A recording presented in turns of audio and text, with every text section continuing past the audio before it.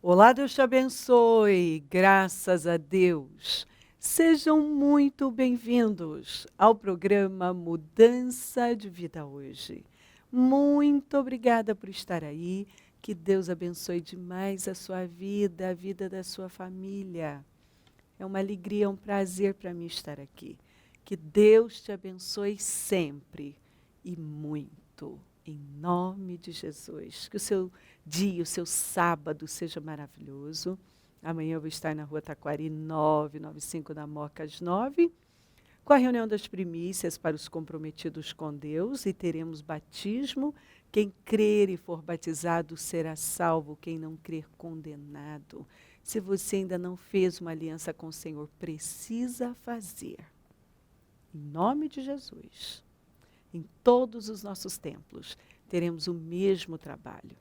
Levante-se, pegue a sua família e venha, traga um convidado.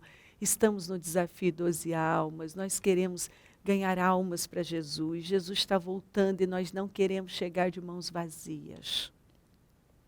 Tem muita gente ao nosso redor que precisa de Cristo, que não tem certeza da salvação, que está caminhando a passos largos para a destruição.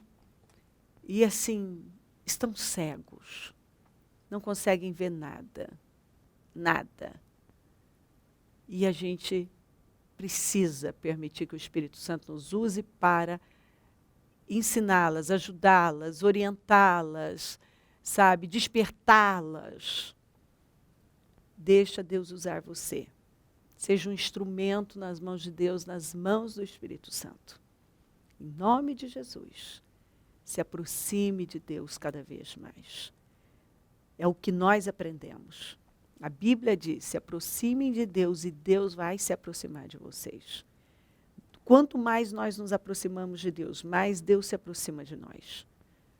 Quanto mais nós temos fome, mais Deus se aproxima de nós, porque Deus é atraído pela fome. Então, assim, fome de Deus. Jesus diz, quem tem sede, venha. Talvez você é uma pessoa sedenta. Você tem sede, não é de água. Você tem fome, não é de comida. Você sabe que você precisa de algo.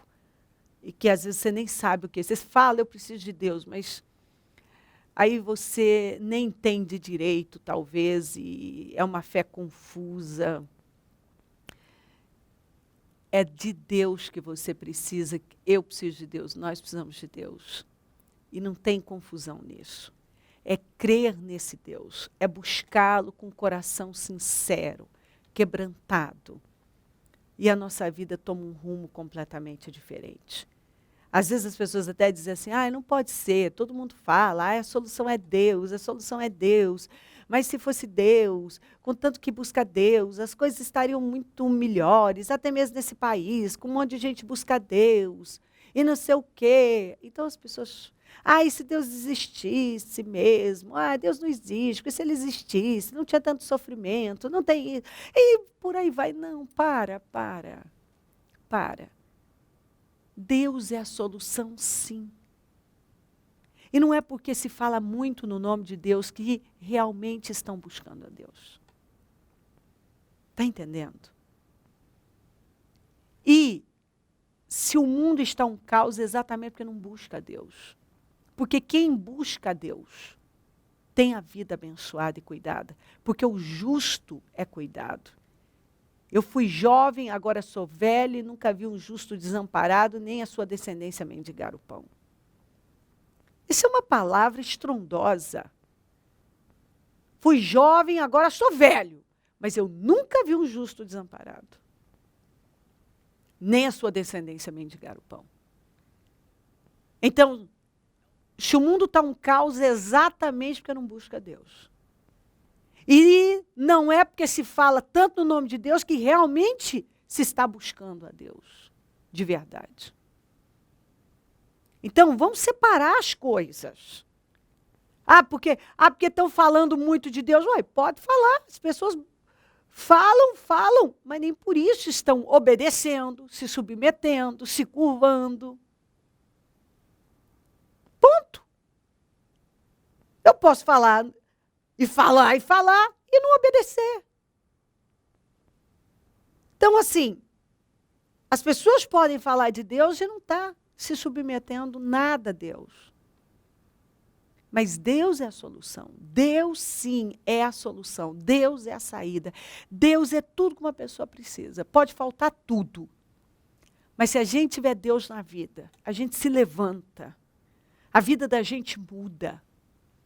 Pode faltar tudo. Mas se você começa a buscar Deus, você recebe uma paz. Você ainda não tem. Você não tem nada aqui fora, mas você tem uma paz. Você tem uma alegria. Você tem uma força para lutar. Agora, a pessoa pode ter tudo, aparentemente. Se falta Deus, ela tem comida, não tem vontade de comer? Como quantos lares que a gente encontra, atende, socorre, de pessoas que não conseguem comer? O que não falta é comida do bom e do melhor. O que há de melhor. Tem dinheiro para comprar a melhor comida que existe, para mandar buscar não sei de onde. E a pessoa não consegue comer. Com uma sonda na boca do estômago. Não consegue respirar. Com um respirador. Só esperando a morte. Gente que não consegue, não tem como sentir o gosto da comida, não come, não tem como comer. Gente que entrou num processo depressivo não consegue comer. Gente que está com distúrbio alimentar, que está assim, está pele e osso, está secando em vida. E ainda se vê acima do peso e aí não come. Tem a melhor comida, os pais desesperados. Os pais desesperados, assim, tem dinheiro e condições de comprar, de mandar buscar comida. E a filha não come. Com distúrbio alimentar, um problema mental seríssimo. Então, assim, pessoas que não têm paz, têm tudo. Tem tudo.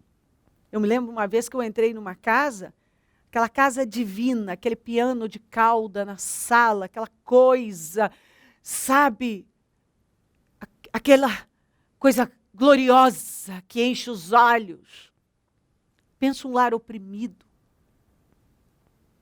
com móveis chiquérrimos e aquela estrutura incrível. Pensa um lar oprimido. Vidas angustiadas, vivendo com medo. A depressão tomando conta, uma insatisfação. Uma insatisfação, aquele piano lindo, ninguém tinha mais força para tocar. Ninguém tinha vontade de mais nada, nem força, nada. Então, assim, a gente precisa de Deus, não o Deus da religião. Não é o Deus da religião. Porque as pessoas confundem o Deus da religião com Deus vivo. Tem muita diferença. O Deus da religião, o Deus que todo mundo fala, vai com Deus, se Deus quiser, não sei o quê. Elas nem sabem, elas botam o nome de Deus, mas elas nem sabem o que significa esse Deus. Se Deus quiser, então, é Deus, então, se Deus quiser, vai com Deus. Meu Deus, e não sei o que é Deus. Elas estão usando o nome de Deus em vão e nem sabem. Elas estão usando o nome de Deus e nem têm, assim, é um costume, é um hábito que elas ouviram e começaram a falar. Eu creio em Deus. Não, olha, sim, um grande número crê em Deus. Se a gente fizer uma pesquisa. Se você for para a porta da sua casa e perguntar para 10 pessoas, provavelmente 9 ou até as 10 vão dizer que crê em Deus. Mas cadê a prática dessa fé? Cadê a fé prática?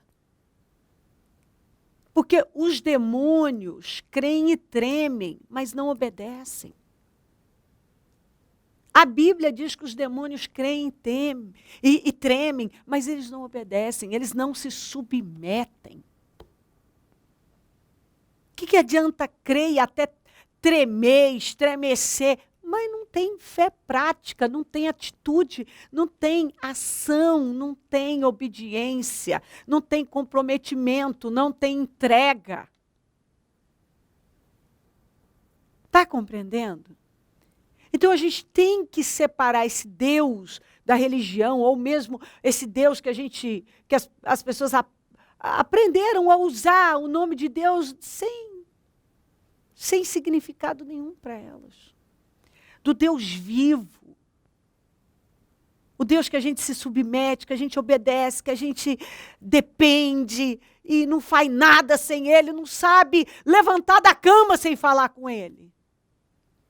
Porque quando você passa a andar com Deus, você abre os olhos e já fala, oh Senhor, eu preciso do Senhor para esse dia. Você depende de Deus, você busca Deus, você está numa dependência total de Deus. Você sabe que você precisa de Deus, você entende a necessidade de Deus. E você pratica uma fé de obediência, tem temor, tem submissão, tem humildade, tem uma entrega.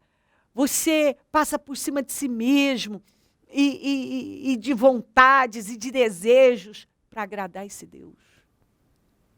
E esse Deus é a prioridade da sua vida. A grande prova de que uma pessoa sabe quem é Deus, a grande prova é quando Deus é a prioridade da vida dela.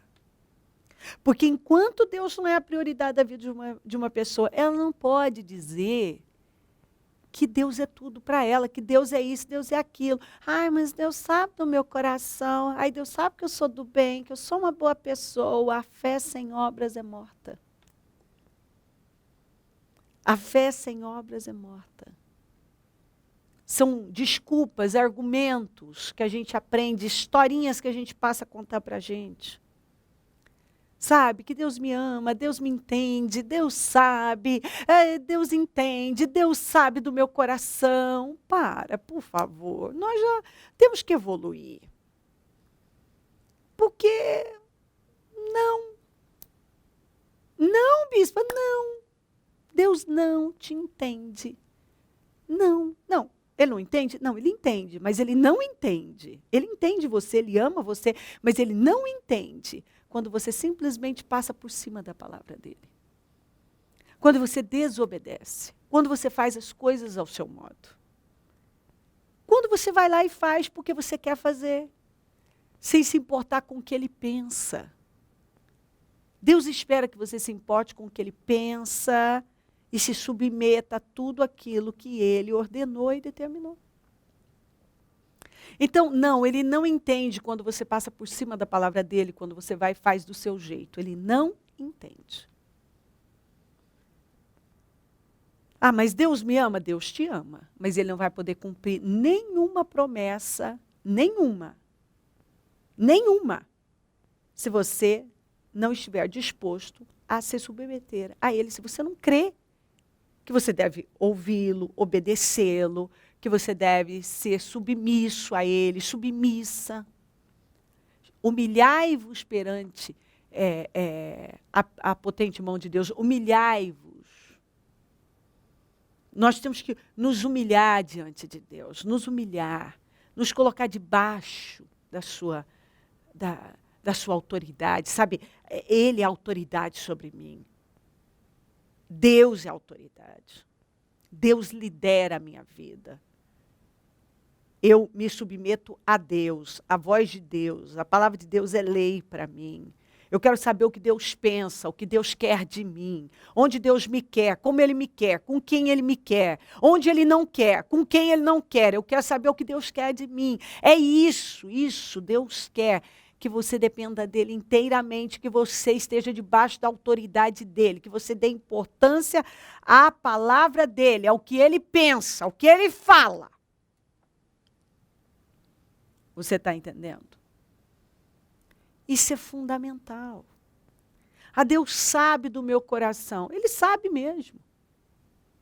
Ele sabe que talvez é um coração que quer fazer ao seu modo. É uma vida que quer fazer ao seu modo, não quer fazer ao modo dele. Ah, ele sabe os meus motivos. Não. Ele sabe os seus motivos. Mas não pense que isso vai impedir alguma coisa de acontecer na sua vida e não pense que as promessas de Deus vão ser derramadas, ou seja, que Deus vai te proteger, porque você tem seus motivos, e que Ele vai te abençoar, porque você tem seus motivos. Que Ele vai te livrar, porque você tem seus motivos. E que Ele vai derramar todas as bênçãos do céu, porque você tem seus motivos. Que a sua vida vai ser maravilhosa, e Deus vai te honrar sem que você tenha que obedecer, manifestar a fé, da obediência, do temor. Porque Ele sabe dos seus motivos. Imagina se Deus, então, tiver aqui, vamos rasgar então, se for assim. Eu tenho meus motivos, você tem os seus motivos, o outro tem os motivos dele, cada um tem os seus motivos, vamos rasgar a Bíblia. Então não pode mais ser uma regra, uma lei única para todo mundo. Não pode. Ele vai ter que rasgar e começar a fazer as concessões. Então, tudo bem, a Cléo tem os motivos dela. Então, o fulano tem os motivos dele. Ela também tem os motivos dela. Então, vamos rasgar essa Bíblia mesmo, isso tudo, vamos deixar a coisa. Cada um tem seus motivos, não é mesmo? Não, meu querido, minha querida. A palavra de Deus é uma lei. São os pensamentos de Deus para nós. E o que está ali é possível ser vivido, cumprido, obedecido. Nós temos graça para fazer. Graça, favor, um poder, uma unção para ir lá e fazer o que Deus mandou a gente fazer. Tudo que nós temos que fazer é crer. Nós precisamos crer que nós temos graça para fazer, que nós temos unção para fazer, que nós temos o favor de Deus para obedecer, para nos submeter, para estarmos debaixo dessa autoridade, essa submissão. E os meus motivos não importam, mas sim o que diz a palavra. Eu não vou mais me prender nos meus motivos. Porque tem pessoas que têm motivos muito maiores, estão passando por cima deles e estão obedecendo, se submetendo, se curvando e lutando. Eu tenho pessoas que no domingo, para estarem no domingo, elas viajam 400, 450 quilômetros. E tenho pessoas que moram ali do lado e dizem que tem os motivos delas. É longe para mim. É mais longe? Será? Uma pessoa que mora num bairro, ainda que seja longe, mas tem gente que viaja 450 quilômetros e não perde um culto de domingo. Não perde um culto de domingo. Tem gente que em tempo, nos propósitos, estão aqui, pelo menos viajam, e estão aqui, não apenas no domingo, mas às vezes até 3 vezes a semana, no dia do jejum, não perdem. Por exemplo, nesse período de jejum dos 52 dias da madrugada, gente que vinha para o culto e só ia embora. Depois do meio-dia, então o culto começa às 19h30 de quarta, e eu ia meio-dia, o meu horário da quinta de guerra, entregar o jejum. A pessoa ficava direto. Então, assim, uma doação, uma entrega. Mas aí o mundo olha isso e diz assim, fanatismo. É fanatismo quando o sujeito vai para o carnaval e pula noites e noites e noites e noites, se drogando, pulando. Isso aí é o quê? Que nome que a gente dá para isso? Qual o nome que a gente dá? A pessoa vai lá para a balada e sai 5, 6 da manhã, como a gente vê um monte de jovens na rua, bêbados, pessoas que vêm para o culto, por exemplo, no domingo, contam de topar com um monte de jovens, 7 horas da manhã, cambaleando, bêbados na rua. Então, que nome a gente dá para isso? Isso não é fanatismo. Mas passar a madrugada orando é fanatismo. Você está vendo como é que é a mentalidade das pessoas? tudo que está relacionado à fé. É loucura, é fanatismo, tá errado, mas tudo que está relacionado a droga, sexo, bagunça, hedonismo, não é. Não tem problema nenhum. Não é problema. O que tem? Não tem nada de errado, mas tem tudo de errado. Vir para a igreja e passar a noite buscando a Deus. Uma moça que uma vez eu atendi, ela disse que ela estava todo dia na balada. Ninguém nunca disse para ela que aquilo era um problema. A mãe dela falava, mas não pegava para valer. Quando ela veio para a igreja, começou a buscar Deus e está diariamente na igreja, a primeira pessoa que começou a falar para ela que ela estava fanática foi a mãe dela. Agora você vai morar na igreja? A mãe dela, ela disse, minha mãe nunca falou. Agora você vai morar na balada? Agora minha mãe disse, ué, agora você só é igreja, você vai morar na igreja? É só igreja? Ela disse, minha mãe nunca falou. Agora você vai morar na balada? Eu chegava bêbada, perdi emprego. Minha mãe não falava. Falava alguma coisinha, mas nada demais. Quando eu ia, passei a ir para a igreja buscar Deus e troquei a balada pela igreja, comecei a buscar Deus, evangelizar e ajudar e buscar e ter sede de Deus. Ué, agora vai, faz a mala, vai para a igreja, você está fanática. Então assim, essa é a cabeça do ímpio. Quando tudo que está relacionado às coisas espirituais é um problema. Mas quando é para a carne, não tem nada demais, gente. A Bíblia diz aqui, em 1 Reis 18:30, então Elias disse a todo o povo, aproximem-se de mim. O povo aproximou-se, e Elias reparou o altar, que estava em ruínas. Na NVT diz assim, então Elias disse ao povo, venham aqui. Todos se reuniram em volta dele, enquanto ele consertava o altar do Senhor que havia sido derrubado. Ele consertou o altar, ele reparou o altar para Deus poder responder. Israel estava vivendo uma seca, uma derrota absurda. E o problema era espiritual. O problema estava na vida espiritual. Era uma vida espiritual manca, aleijada, oscilante. O altar estava quebrado. Eram adoradores de Baal. Deixaram de adorar o Senhor para adorar um outro Deus. Qualquer coisa que ocupar o lugar de Deus se torna um ídolo, se torna um Baal, um Deus na vida da pessoa. Baal tinha, as promessas de Baal eram abundância, chuva, fertilidade. Israel estava numa miséria, numa sequidão. Porque Baal não pode cumprir, mas Deus pode cumprir. A vida espiritual daquele povo estava em ruínas, o altar estava quebrado. E Deus só respondeu quando o altar foi restaurado. Enquanto o altar da vida de uma pessoa não é restaurado, enquanto o altar da vida de uma pessoa, ou seja, a vida espiritual de uma pessoa não é restaurada, não tem resposta. Então a primeira coisa que o homem de Deus fez foi restaurar o altar, foi consertar o altar. Porque a gente precisa estar no altar, ter a vida no altar, consertar o altar, reparar o altar. E quando você repara o altar, então o fogo desce do céu e as coisas mudam. Nada aconteceu, nada. Depois ele orou para chover, mas primeiro teve que ter uma reparação de altar.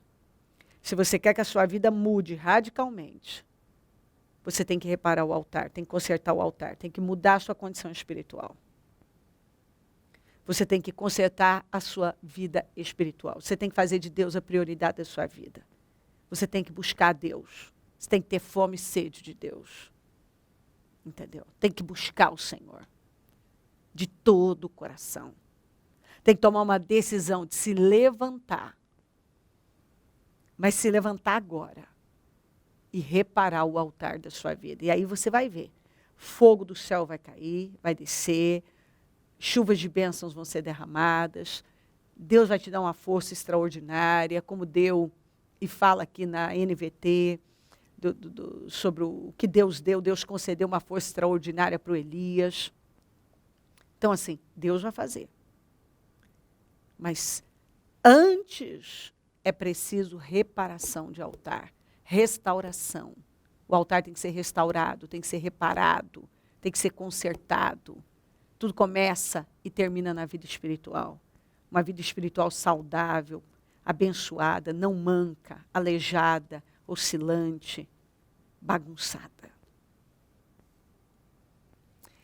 O Senhor está falando com você. E você sabe disso. Você tem fome, você tem sede. Você tenta preencher essa fome e matar essa sede onde não está acontecendo. Não está fluindo. Você precisa de Deus, não do Deus da religião, mas do Deus vivo. Ter um encontro com Deus, de verdade. Reparar esse altar. Sabe? Reparar esse altar que está quebrado. Tirar esses deuses. Tudo que tem ocupado o lugar de Deus e passar a adorar a Deus de verdade. E obedecer a Deus como tem que obedecer. E se curvar diante de Deus como tem que se curvar. E se humilhar diante dele. E obedecê-lo definitivamente, sem questionamentos. E parar com essa ideia de que você tem seus motivos para isso e para aquilo. Existe uma lei, leis poderosas, e que nós precisamos obedecer, nós precisamos estar debaixo dessa lei, que é a lei de Deus. Submissos, obedientes. Porque nós temos graça para obedecer. E é somente assim que nós vamos ser abençoados. Deus ama você e não pouco, está falando com você, está te buscando, está te chamando e está dizendo tudo que você tem que fazer. Buscar Deus. Em primeiro lugar, se voltar para Ele, se agarrar a Ele, se submeter a Ele, reparar esse altar. E você vai ver como você vai ver fogo, chuvas, bênçãos, sua vida vai andar de forma estrondosa. Pode ter certeza disso. A sua vida vai andar de forma estrondosa. Se crer e desejar, quiser orar comigo, prepara algo que queira que receba oração. Eu volto já para nós orarmos. Momento da oração.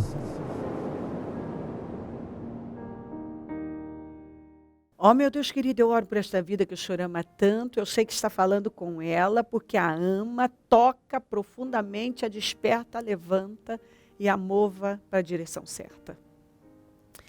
Que ela realmente se levante e tome a decisão de se voltar para o Senhor e te buscar de todo o coração, porque a única forma, a saída dela ser abençoada é te priorizando e se voltando para o Senhor. É reparando o altar, é restaurando o altar. É parando, meu Deus, abandonando essa fé manca, oscilante, aleijada, e passando a viver uma fé, praticar uma fé viva, abençoar lares, famílias, todos que enviaram os seus pedidos por oração. Eu consagro tudo que foi colocado para receber oração, peço mudanças e definições, abençoo os meus amigos e companheiros semeadores e peço prosperidade para esses fiéis, e onde esse programa estiver chegando. Que vidas estejam sendo muito, mas muito abençoadas. Muito obrigada por tudo. Eu peço a tua bênção, dou a minha bênção. Amém, amém, amém. Graças a Deus, amém. O número do Disque Vida é 0 operadora 11 3296-9449. Rua Taquari, 995 na Moca, onde eu fico, onde vou estar amanhã às 9, com a reunião das primícias para os comprometidos com Deus. Teremos batismo, isso em todos os nossos templos. Conte com a gente sempre. Levante-se, venha, pegue a sua família, traga um convidado, se volta para o Senhor. Você vai ver o que Deus vai fazer por você ainda antes desse ano terminar. Conte com a gente sempre. Se o Senhor Jesus não voltar, eu vou continuar aqui, falando de vida e mudança de vida. Bom dia, amém.